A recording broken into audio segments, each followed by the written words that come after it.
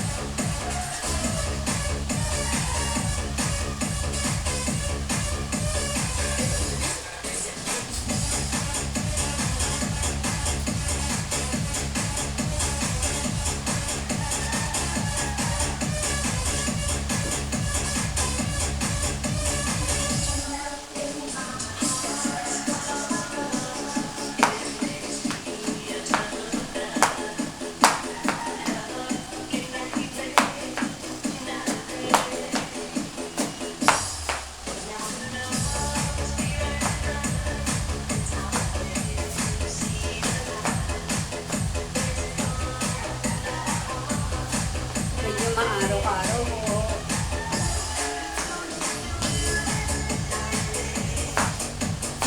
Happy, happy huwag mag-iisip ng problema. Kahit may problema, huwag mag-iisip ng problema.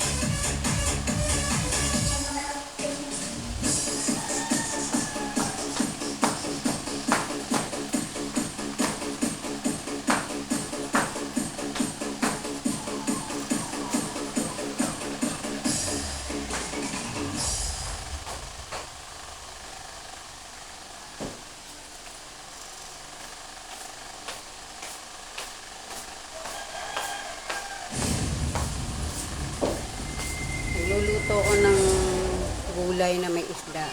At talbos. Ano ba yung malunggay.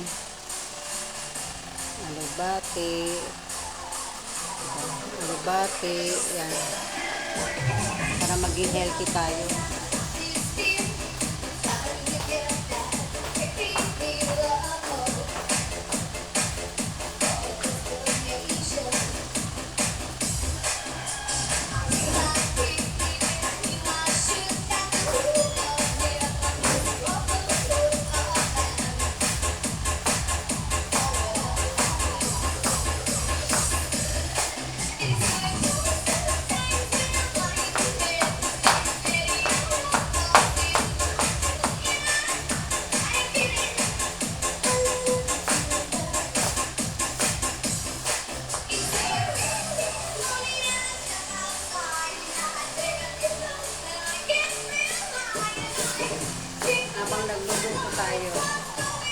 exercise din.